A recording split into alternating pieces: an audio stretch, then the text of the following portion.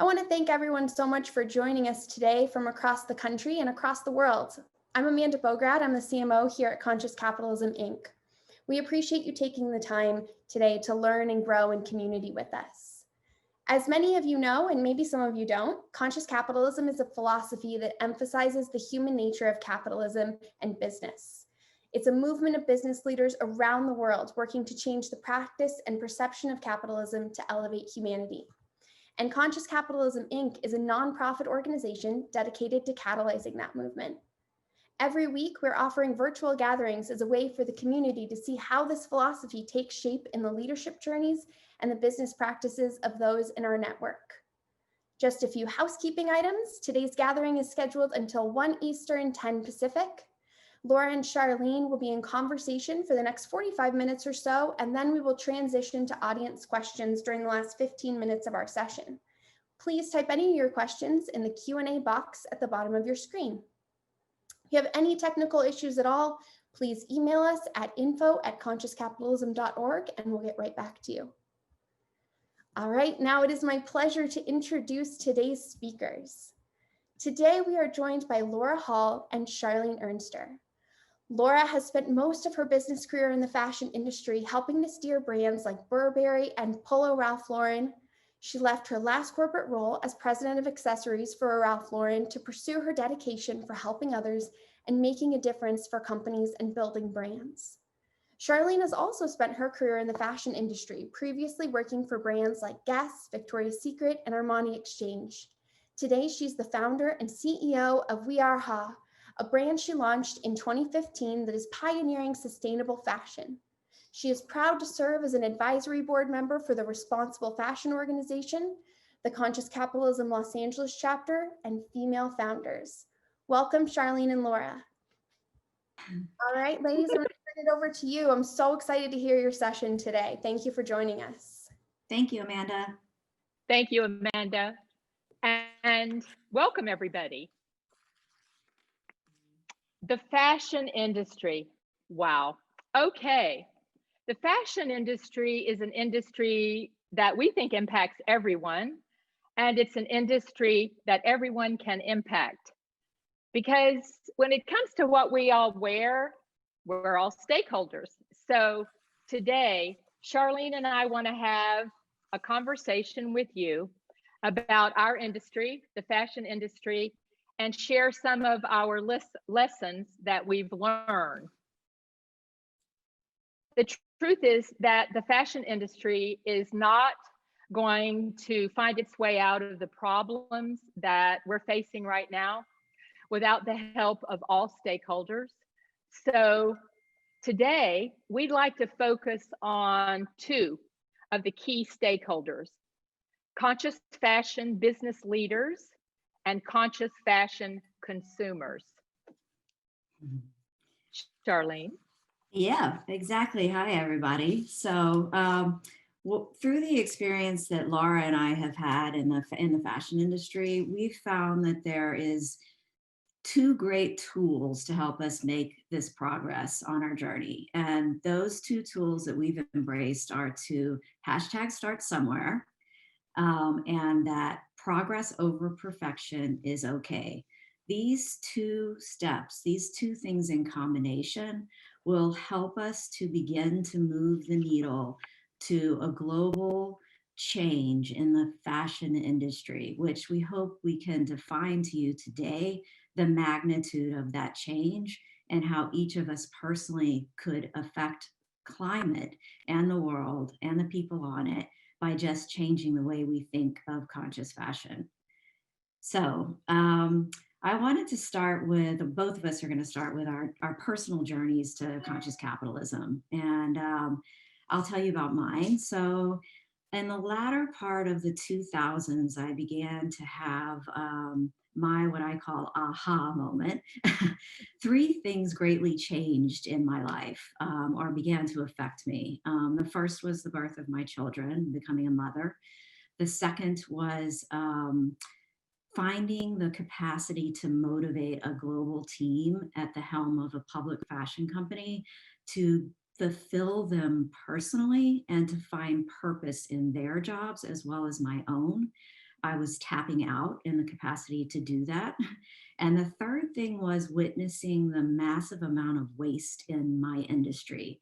And that wasn't just waste in the terms of fabric and design and markdowns and what that general way, which was a massive amount of waste, but it was also the waste of ideas, and finding that there were so many amazing ideas and innovative new ways to do business that weren't being incorporated into my business model. So these three things really started making me think differently. So I took that thinking and took a conscious leap to leave my tenure at Victoria's Secret, where I had been an executive for over a decade, leading that company in merchandising and design roles. And I jumped over and moved my entire family out to the West Coast and took the job of Chief Design Officer at Guess. That had an abrupt end, probably the best thing that ever happened to me, which didn't feel like it at the time, but I lost my job at Guess after relocating my entire family and changing my husband's career and all these things. And I sat in an empty home looking at my daughters, and I took a moment to say, what I do next is really important. And I don't know what that is, but it's going to be meaningful to me personally. So I got on a plane, traveled around the world, talked, obviously consulted with my husband. He watched the kids, and I went to see a lot of amazing women in my life that I hadn't spent time with. And what ended up happening is I wrote the business plan for Ha. I talked about it. It evolved on the trip. I stopped over at one meaningful place in Massachusetts outside of Boston and met with a woman named Jacqueline Bennett. And I told her all of these hopes and dreams. And I woke up the next morning, and outside my door laid a book called Conscious Capitalism. It has a yellow cover. And lo and behold, there was not only an organization that believed in this, but an organization that had pillars and a process in which you could make a profit.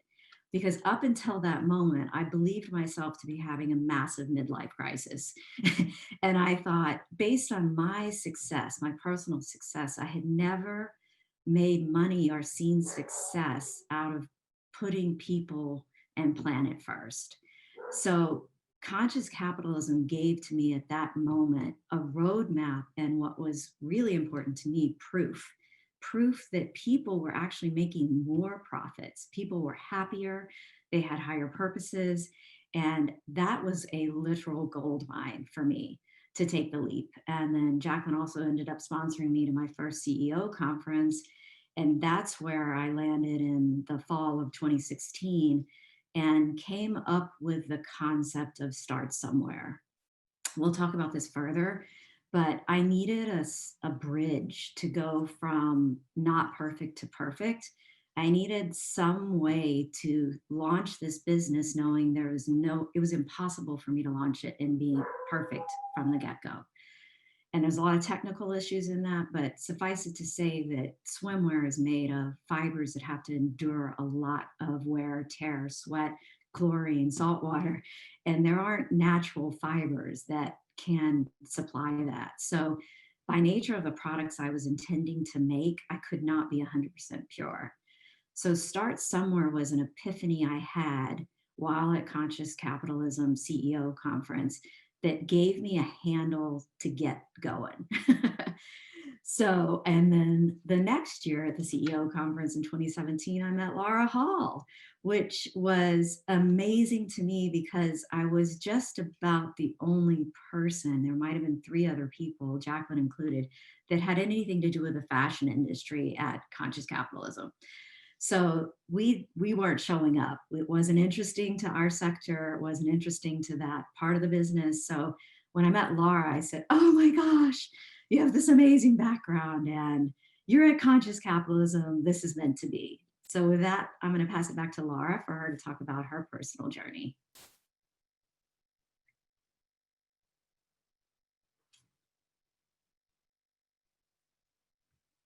Laura, you Oh, sorry.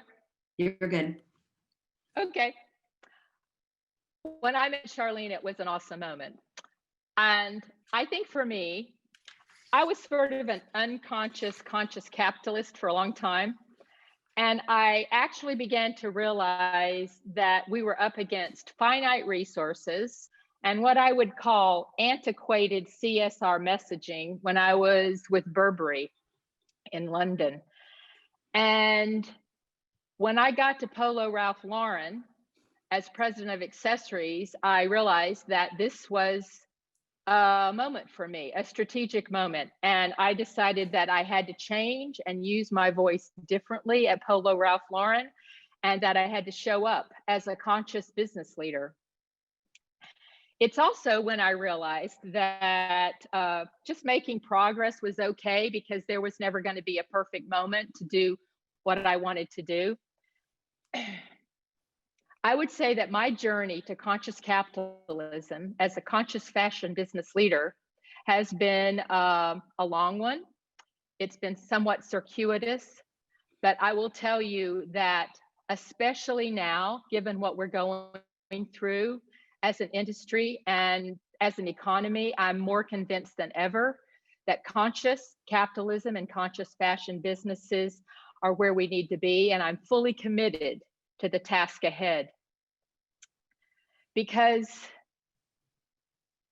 the truth is that our industry, the fashion industry, is at a tipping point.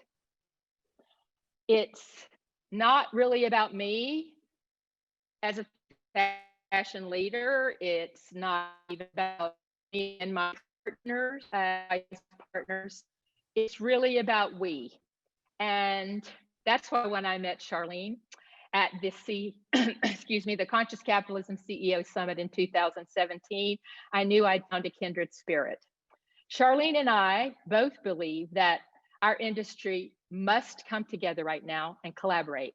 And we actually imagine a world one day where all fashion brands are conscious fashion brands. It is possible, but we all have to just start somewhere. And we have to realize that it's about progress, not perfection. This journey from change, from dressing to addressing. Charlene. And yeah, exactly. So what we wanted to share with you to make this idea more compelling was a little bit around fashion's dirty little secrets. And to think about this along the lines of what is the current cost of not caring? What is already adding up in the world of the current cost of not caring about fashion, what you wear? Laura? Yes, Charlene is right. We talk about a lot the cost of caring and how, to make a conscious fashion garment, it may cost more, it may require more. But we don't talk and tell everyone enough about the cost of not caring.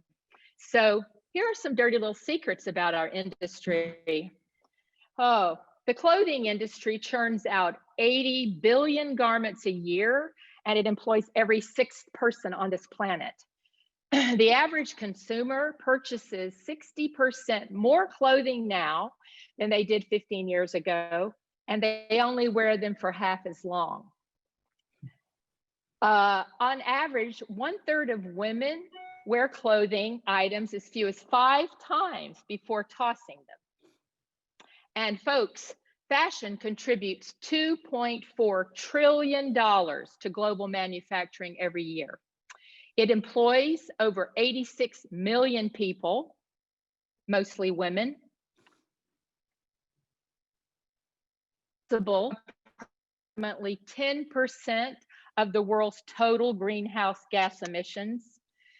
$550 billion of value is lost every year due to clothing underutilization and lack of recycling. And from growing the cotton to the dyeing process, it can take over 5,000 gallons of water to make just one pair of jeans and just one t-shirt. What else? Charlene. Yep, over 20% of industrial wastewater pollution originates in our fashion industry.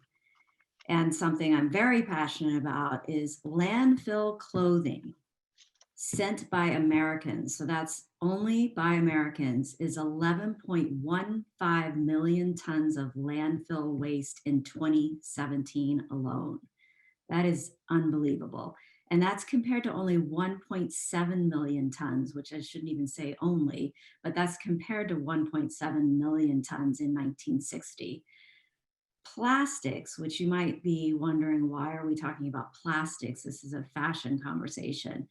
But polyester is a plastic, just to form that. So plastics play a part in fashion, not only in fabrications made of polyesters or polymers, but they also play a part in every package sent to everybody around anything that you've purchased or created. So cumulative plastic waste since 1950 is 6.3 billion metric tons, half of which resides in landfills. Plastics also take from 450 to 1,000 years to degrade in these landfills. And if that's not enough to move you to consider what you wear differently, fashion is considered the second dirtiest industry in the world next to big oil. So, ta-da. Ta-da.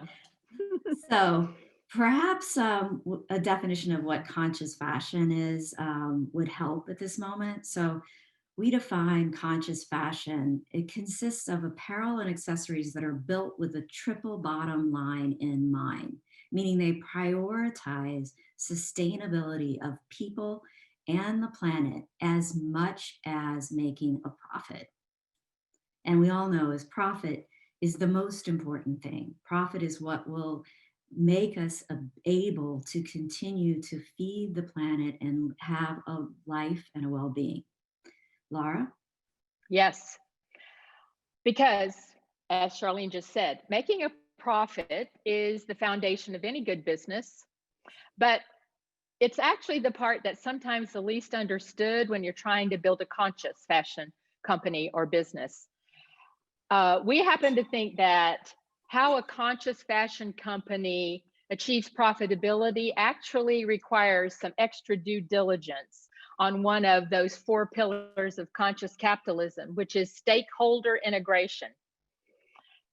Okay, the truth is that you can't help the planet or people unless you're profitable. And the journey to becoming profitable, if you're a conscious company, is just that. You have to start your journey of doing conscious business. So just start somewhere. And for us, closely aligned to just start somewhere is that progress over perfection. Don't let perfection be the enemy of progress when you're getting started. Small successes can create momentum. Charlene and I can both attest to that. And if you wait because you think you have to have the perfect infrastructure or the perfect product or the perfect strategy, you won't do anything. You'll never make that important and first step towards building your conscious company. Charlene and I know and realize that it's not up to individuals to fix our industry on their own. Yes, our industry, the fashion industry, has some huge things that need to change, but we don't think that it means that we have no power as individuals and we have no power as a community to actually do something, and that we don't have to wait for our fashion industry in total to take action before we can do something. We don't think that's true. We think the research is in. You've heard some of the data points. It's very clear. We believe we need all action from all actors now. But the question becomes, how do you operationalize the profit part if you're a conscious business leader in order to achieve that planet, and people part. So at Wise Partners, we use an acronym. We use the DISRUPT acronym, DISRUPT. 7 essential recommendations that we actually believe are really important for today's conscious fashion businesses. Why? Because disrupt is actually what all of us need to do as conscious fashion companies right now, because the stakes are just too high. And it's funny, when Charlene and I started talking, and as we've continued our conversation, we realized that the disrupt model and those recommendations actually nailed it for what Charlene is currently doing with her brand at Ha. So what are these 7 things? Well, design for the future, incorporate digital technology, key, but sustain and preserve what you already have, rethink whatever your current business model is, because it needs to change for the future. Use water as a finite resource. Prioritize regenerative resources. And last, but certainly not least, the T, team up to create joint value. Charlene is now going to share some very specific examples from this DISRUPT acronym from her own business at Ha. Thank you, Laura. So design for the future, the D in disrupt. Designing for the future is really one of the most exciting things about starting somewhere on this journey. And it's thinking about the long game. So the best example I have for this is in fashion, your most significant investment that you make is your raw materials. It's the foundation, it's the economics of which your entire building is built, and it's the economics of how the product will feel on a consumer. So we chose a fabric in 2016 when we launched We Are Ha called EFL. Extended Fabric Life is the name of it. And it was a renewable fiber called Serrano, developed by DuPont and presented to me when I was at the head of Victoria's Secret Design around 2005. We had said no to it at Victoria's Secret because it cost more. And it was too expensive with too much R&D to invest in it. But this EFL fabric, when you think of designing for the future, the fabric feels, I always use the analogy that it feels like the Tesla of swim fabrics. It's like there's a lot of fabrics out there in active and swim and lingerie that are like EcoNil, which is a really cool fabric made out of fishnets, reused, but they don't feel like, it's like EcoNil is kind of like a Prius compared to a Tesla. And there's no offense, a Prius is fantastic and we can all afford it, but this fabric EFL was a decision I made strategically to invest in perpetuity for the long term. And that's thinking about how can I scale this over time? Number one, does it meet my purpose? Yes, it's renewably sourced. It's using the best Lycra in the world. It meets all of the best standards against chlorine, salt water, et cetera. Yes, it does cost a little bit more. And it is possible to incorporate processes that are also going to be eco-friendly during the supply process, i.e. digital printing. But what's really cool about this fabric is that my vision for it long-term was to roll it into activewear. So when we expanded our brand over the years and wanted to do leggings or workout gear or jog bras, that same fabric could be used. I didn't need a second fabric. And also our entire lingerie collection could be built around this exact same fabric. So yes, was it expensive and untested and scary at the beginning, but was its potential over 7 to 20 years able to span 5 different product categories and have that kind of ability to perform and last a long time, that's thinking and designing for the future. It's not a short term, how do I win right now with a single fabric? It's really laying out a plan that thinks about your business in perpetuity for the long game. And that's part of what conscious capitalism teaches in general, is thinking about the long term. And that's what's so incredible about the tenets of conscious capitalism and applying it to the fashion industry. So I was for incorporate digital technology. I touched on that, but digital technology in terms of my on the ground usage is we use it at HA for digital printing. So we only print digitally across any category at We Are HA. Now, digital printing is like, why the heck not? As a fashion designer, digital printing is so darn cool. It is Yes. limitless possibilities.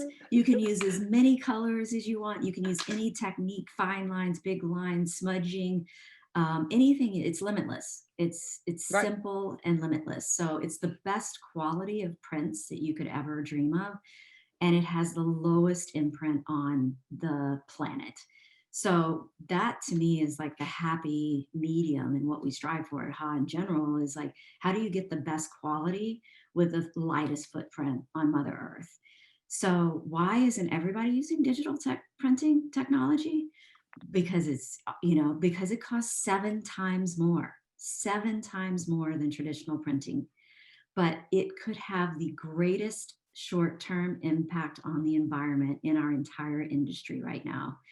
It would have the collateral change across our business, fashion business, to do the same kind of change in the supply chain that happened when we moved from cassette tapes and DVDs to downloading music. It's it's the same kind of thing would have to happen in the industry, but you would not need football field size buildings all over the world to do rotary and traditional printing. Those printing facilities have cut down trees and opened buildings next to them to clean the water that they're using in their current facilities. So if you just think about that for a minute, digital printing is one little desk-sized computer with little bitty dye stuffs, the size that you would use in your home printer. And you don't need masks. You need masks for COVID, but you don't need, the air is clean. There is no waste. You don't need to build a facility next to you to change the water filtration. It's crazy what will change in our industry when this is regarded as the norm and not the exception. And PS, obviously, as a business executive, the cost will drop to be affordable when that happens.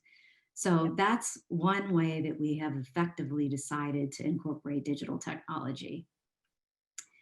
So the next thing in disrupt is the S, one of my favorite letters, but sustain and preserve what's already there. So we lean into that in a daily basis in how we think of recycling.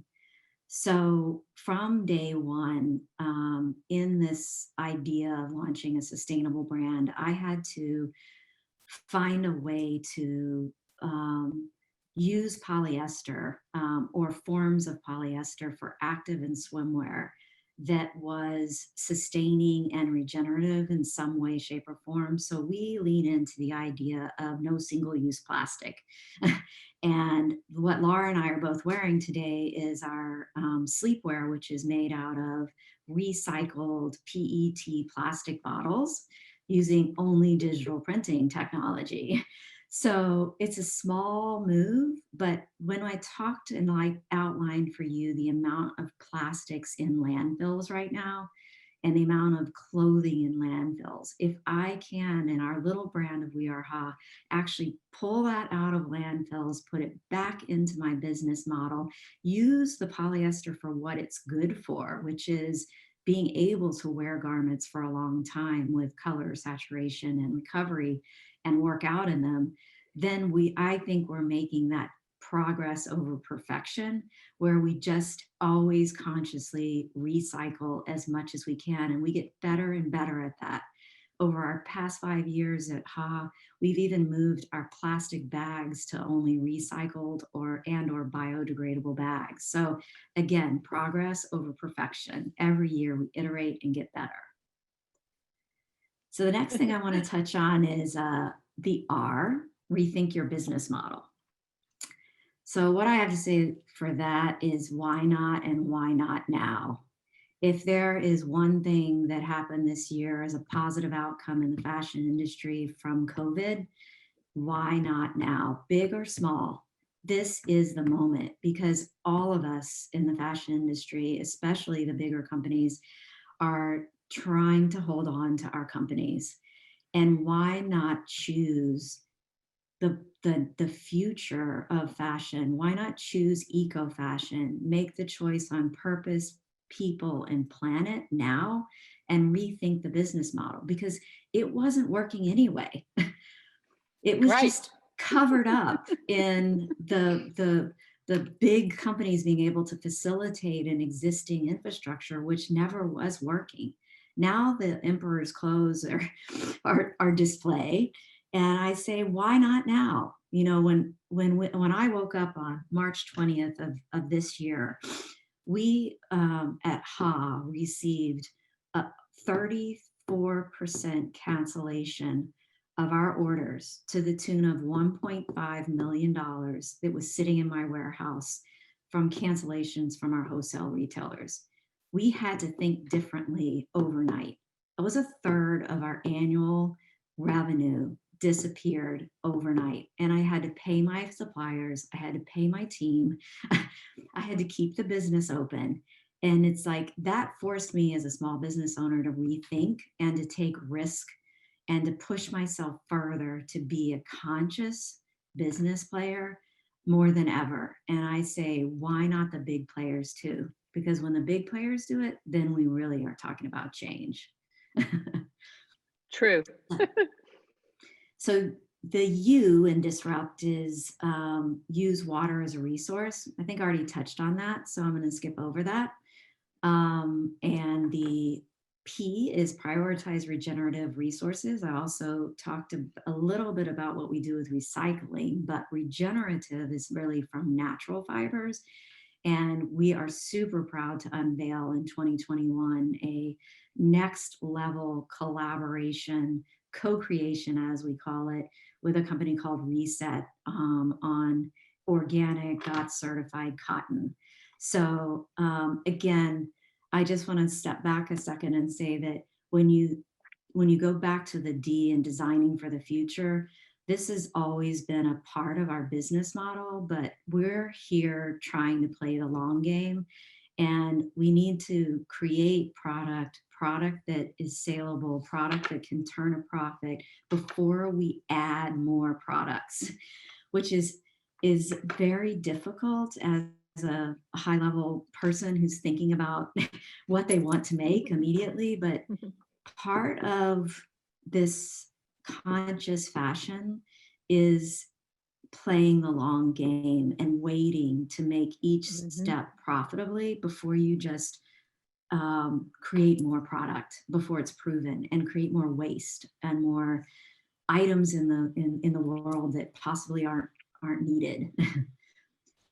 And the last, which is my favorite, which brings Laura and I here together as one example, but is the idea of team up to create joint value.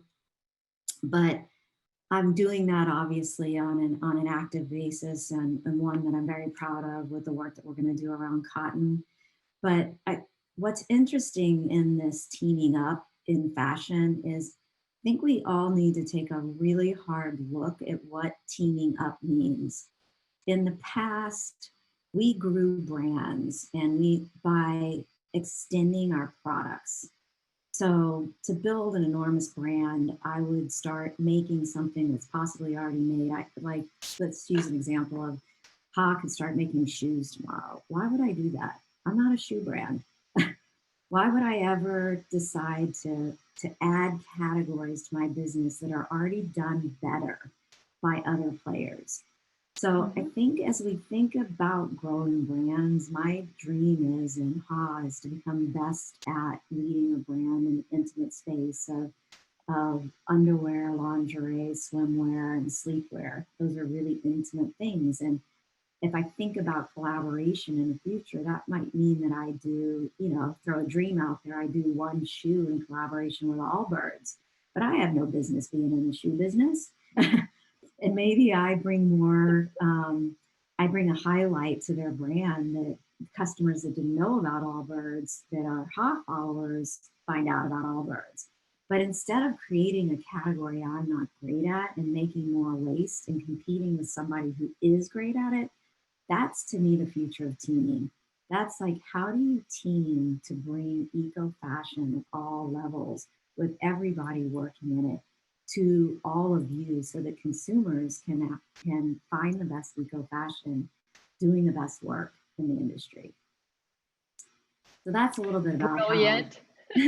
how we use disrupt here at We Are Ha. Laura?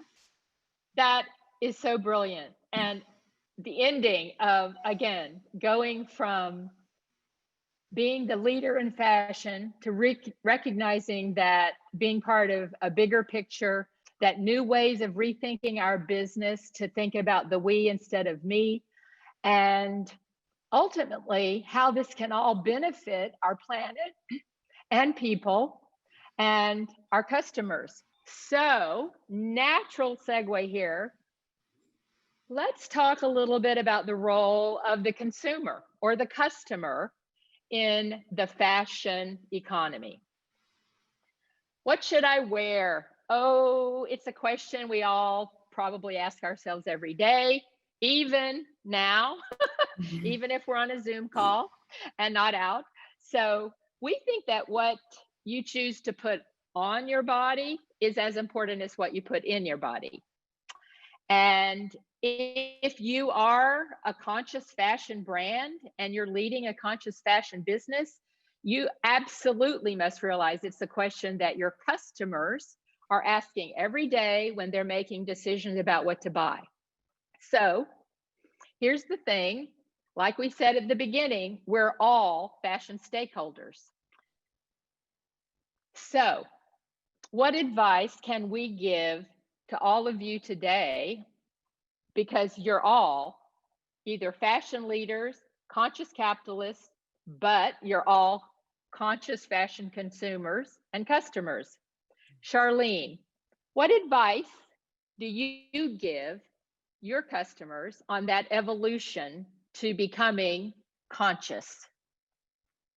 I'm super passionate about this conversation, and I'm super passionate about the power that consumers have, and motivating everyone to think about that. Your choice matters as a consumer. Your vote, I like to call it. So there's this a little sandwich I like to say: vote and promote. So the voting on your purchase it matters. COVID has made this a very difficult year, but somehow through all of this, our consumers, Ha's consumer, keeps voting for us, and it's keeping our business alive. But that's on a bigger scale too. The power of you voting for small, eco-friendly businesses, the power of you voting for large ones like Patagonia, we were talking about when we were prepping the call, like voting with your dollar. Every dollar matters. Big company, small company, vote. Vote with your dollar and think consciously about where you're purchasing from and why. The second thing is promote it. When you find a brand you love, if you love, back to Patagonia, if you find Ha and you love it, promote it. Tell your friends and family, share the brand, share your positive experience, talk about it with your friends and family. So those two things, it sounds so simple that you might feel it's not that powerful, but it is. It is. If you take it back 30 years, and Laura and I've talked about this a lot, the food industry is a lot further ahead of the fashion industry. And this idea of organic foods and non-GMO that started, 30 odd years ago was curious and maybe not that cool. But now you can't walk into any food experience. It doesn't matter if it's Walmart. Walmart carries organic food, not because they were the best company, because the consumer demanded it. So that is how we need to think as we put on clothes every day. And your power to vote and promote is by any nature in the fashion business, the most powerful choice you have to make. The next two things that I'll say about that is be curious and educate yourself. Another interesting thing I've experienced through COVID is the consumer has been a lot more talkative. I mean, obviously she's at home. We get these long 2-page reviews. Our customer is primarily female, obviously, but she's very curious. And I really reach out to you as conscious business leaders to be curious, educate yourself. It's interesting and new, just like you educated yourself about organic foods and GMOs and all the things that we didn't know about years ago that are now just customary. And question your brands. Question large brands, small brands, my brand. Question them on their policies, their partners, their processes, their transparency. Hold brands accountable to live up to what you want, what you choose to spend your money on, and what you choose to put on your body every day. Yes. B Lab, one of our friends and related ideas, the B Lab B Corp community has a saying, you can vote every day for the change you want to see. And that is true. The power of the pocketbook has never been more important or critical. The customer is in the driver's seat today. The customer tells the brand what they want, when they want it, and we, as customers and consumers, have that power. So if we are conscious fashion customers, we have a lot of power about who to buy. So vote with your pocketbook. And remember, we are what we wear. We are, I think, what we buy, and we are what we don't buy. And for me, one piece of advice is don't worry if you're not perfect. Progress is good. Just start somewhere. And most of all, don't let the idea of perfection be the enemy of progress, because what we need now is progress. Charlene? Yep. And I'll end that with something we say at We Are Ha, and it's more of our commitment. It's, can we do more? Yes. Will we do more? Yes, absolutely. Will we ever be perfect? We hope so, but we're not confused or focused on being perfect. And we ask all of you that spent your hour today listening to us to make the commitment and to realize that everybody every day can start somewhere to change the world, so that people, products, and planet can all live in mutual respect, because who doesn't want that? Yes. If we want to go fast, go alone. But if we want to go far, go together. We're in this together. I think now, Amanda, hi. Hi. Thank you so much for sharing so much wonderful information. I know I was jotting down notes, some of those statistics, we had some people asking for those. So for everybody who messaged about that, when we do our follow-up email, I'll pull those statistics out because I think they're incredibly powerful for people to really understand the gravity of the situation you were sharing. So everybody at home or in your home office or in your regular office, whatever's going on with you, go ahead and type in any questions you might have in the Q&A box. We do have a few to get us started here. And our first one is from Evan. And Evan asks, what would you suggest to brand new fashion brands to make a change when some of the more sustainable practices are more expensive? Oh, I can take that one. Yes, Charlene. Invest now. Take the leap and invest in that more expensive idea, because it's the right thing to do, and B, if you build that into your business model now, the cost of your goods now, you are going to see eventually that those costs will begin to go down, and it will become margin positive over the long term. You're already going to become margin positive just by scale, but it's really actually cool if you invest and build your business model on it now at a higher cost, and then through scale and through the processes becoming more available and cheaper, both will be a double win to your bottom line in the long term. But you're playing the long game. So it takes time, but I say do it. Do the right thing now and build your business around the right thing, and it will pay off in the long term. Thanks, Charlene. So we also have another question, which is how important is it to develop your own recipe, e.g. the disrupt idea, versus apply a standard or an off-the-shelf model? I'll take this one. I work with now brands, fashion brands, who are really at that intersection of profitability and purpose. We work with mid-market fashion brands who have already figured out their proof of concept and their minimum viable product. I think that we like to say that every brand is different. So that's why when we work with a brand, we use that disrupt model differently for every brand.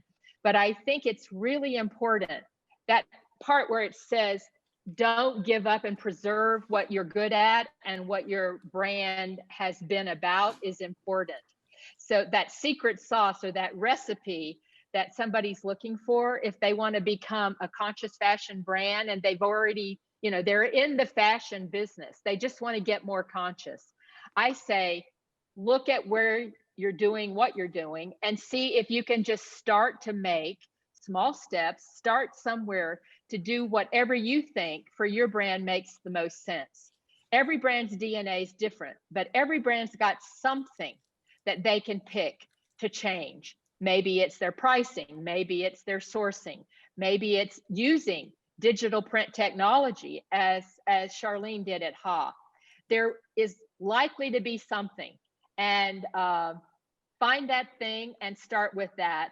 And then as you grow and scale, then you expand. And here's another one I love, and I know both of you guys have a lot to say on this one, but what are the biggest hurdles you're facing with customers in terms of brand education, the adoption of sustainability? How do you educate your customers? You want me to start, Charlene. Laura? Okay. Yeah. Yeah, that's a great question. And yes. We are such a tiny team at Ha. There's just 8 lovely ladies, including myself, and providing customer service and providing customer education it's a lot for us. But the hurdle is like, how do you get the information out there? How do you make it digestible? I always use, I don't know why I have so many food analogies, but I'm always saying to my team, it's like there's too much on our plate to eat. And like customers, it's so much information when you're learning about eco fashion. Like, how can you eat it all and digest it and enjoy it? So we try to break it down, and even internally, we try to break down what is every little piece that we're doing. I'll take it back to digital printing. How do we break that story down into something that consumers can understand? And first, it starts with the 8 of us being able to understand it. One of my biggest aha moments will be when one of our more junior people can actually explain it to me. And then I'm like, okay, now we've got it. So the hurdle is like, is so much information. How do you compact it into a digestible bite?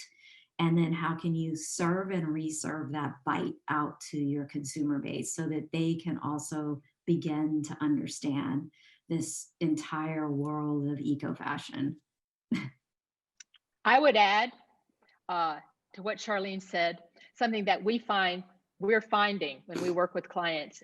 And when you look at what's changed and what's changing, and you look at the power of the customer and the consumer, I think telling your personal storytelling, we didn't used to think that PR firms or any of us needed to tell the personal story. I think it's more important than ever. And I think when a brand is starting out, and even when they're bigger, if they have that, come to whatever moment, about that aha moment about wanting to become more conscious, it's really sharing that with your customers. And it's all about getting consumers to be your customer. And what I think really resonates right now, and we see it with our clients, is telling the personal stories of why, and sharing stories that your customers share with you are really important. It starts to build a community, and community is a lot more powerful than just one. What are some of the key messages needed to help business leaders take that leap of faith to be long-term oriented and do the right thing, as you were saying, Charlene? What have you found are the most impactful messagings to get through to business leaders? That's a great question. That's a really, really good question. Great question. Yeah.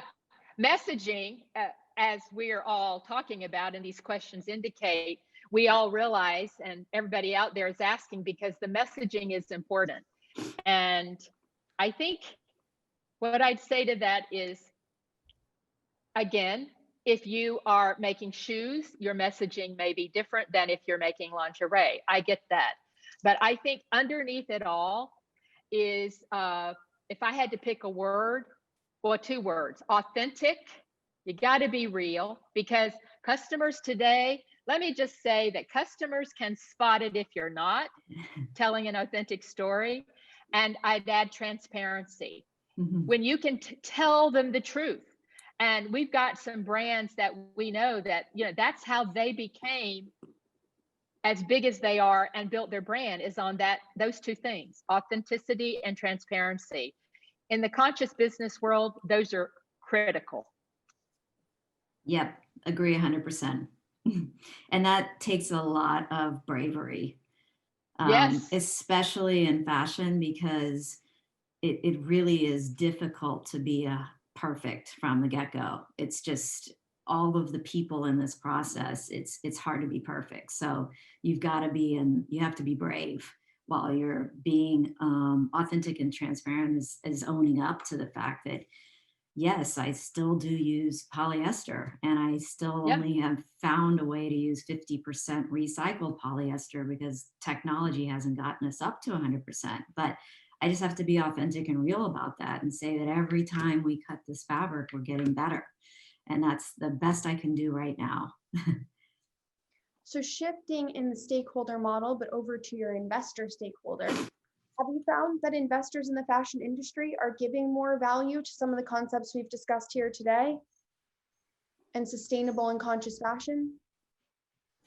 I can take it from my perspective, and then Laura should definitely take it because she's an owner. But what's really exciting is that, honestly, this is from my startup position in late 2017, when I started to raise our first friends and family round.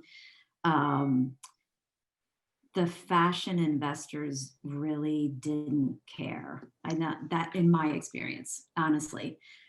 They thought that was nice, and I kind of got like the cute pat on the head and like, she's crazy. And I was even questioned by people I really respect, like, why are you doing this? And I'm like, because it's my brand, it's my purpose, and I'm not doing it unless I do it this way. But what's super cool is this year alone, it has pushed, because yet again, the consumer voice is getting louder, and consumers are pushing up the supply chain to traditional investors and VCs to make this a priority. So I'm like, yay. There's a radical shift this year. Radical. There is. That is really, really important. Right now is the tipping point moment. I agree with Charlene. 3 years ago, 2 years ago even, impact investing was this big, and it would be really hard to find, if you're a startup fashion company, uh, investors beyond friend and family, that stage 1 and stage 2. I would say that it's shifting, and what's happened this year and last year with conversations with big companies and big investor groups and business roundtables saying that we have to look at all businesses different, and that applies to fashion business. The Council of the Fashion Designers of America, CFDA, almost every fashion organization has realized and is now working with impact investors differently than they did even a year ago. I don't think it's perfect yet, but again, impact investors are starting now to look differently, and they know that the customer, I think, is forcing it and making them realize that if they invest in a conscious fashion business, they're going to get a payback in their investment. And I don't think they believed that 5 years ago. And I think it's due to a lot of consumer action and the power of the customer telling them that's making that possible. So go customers. Yes. Well, we got one final question here. And for any other questions we didn't get to today, when we do our follow-up, some of these, I'll see if I can grab these two lovely ladies' time and get them to answer some of these in writing for you guys. And we will follow up with our recordings for everyone who registered here today. So feel free to share this recording with anyone that you feel this really resonated with. In the chat box, you'll also see a link to a survey. We'd really appreciate you filling that out so that we can continue to plan more of these virtual gatherings throughout the rest of this year and into 2021. But Denise gave us the perfect final question. She said she is really inspired by everything you guys are sharing, and we have a lot of these similar comments that they are so inspired. How are you guys looking to share this message and share conscious fashion with people? Well, I'd start with more forums like this. And I think, we went from meeting in 2017, feeling like maybe 0.005% of the conscious community at that first CEO conference, that this is progress. And our way of spreading this is, it's back to that promoting, like we are looking for places and media to tell this story and to educate. And then the furthering that is really falling into consumers. And if they can promote this as well, then we can all learn together. Laura? Yes. I would add and reinforce what Charlene just said. The conscious capitalism community is a growing community. It's getting bigger. And we are so proud that there are more and more conscious fashion companies and conscious fashion business leaders out there. Charlene and I will give you our commitment that we are here to help build a stronger, bigger, more powerful conscious fashion community within the conscious capitalism community. So tell us what you need and want. And I think between all of us and the great organization at Conscious Capitalism, Inc., we'll make it happen. It's our moment. Yes. It absolutely is. So thank you all who've chosen to learn together with us today. We so appreciate you taking this hour. And to Laura and Charlene, thank you both so much for sharing your wisdom and your insights with the community. We hope everybody has a wonderful rest of their day.